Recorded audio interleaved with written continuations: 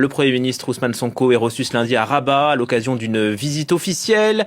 Et Liman Daou, vous êtes en direct de Dakar. Ces rencontres étaient prévues de longue date. Elles tombent plutôt bien, il faut le dire.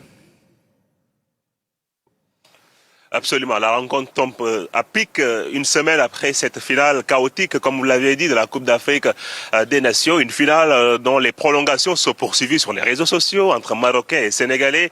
La tension est montée et cette visite est intervenue pour dire tout simplement il faudrait, comme on le dit dans le jargon, remettre la balle à terre. Le football n'est pas prioritaire, n'est pas le domaine le plus important. Le Premier ministre Ousmane Sonko, lorsqu'il a pris la parole ce matin, l'a rappelé.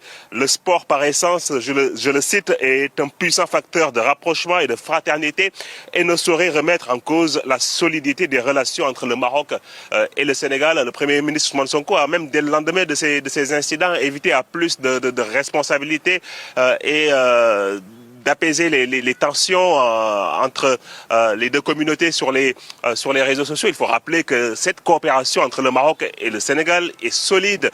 On peut même évoquer la mosquée que vous apercevez derrière moi, la grande mosquée de Dakar, qui est le symbole de cette relation, mosquée, fruit de la coopération entre le Maroc et le Sénégal, entre le premier président sénégalais Léopold Sédar Senghor et le roi Hassan II. Cette coopération s'est poursuivie depuis l'indépendance du Sénégal. Le Maroc, un groupe marocain est majoritaire et leader dans le secteur bancaire au Sénégal. La faculté de médecine du Sénégal reçoit des centaines d'étudiants marocains. La solidité de cette relation se traduit même sur le plan social où les deux pays partagent confréries religieuses. La Tijaniya, de nombreux Sénégalais effectuent le pèlerinage à Fès chaque année. Le Maroc et le Sénégal sont pays amis et cette visite est venue le rappeler. 17 accords de coopération ont été signés par le Premier ministre Ousmane Sonko et sa grande délégation et ses hôtes marocains. C'est une visite absolument pour venir mettre fin à la récréation.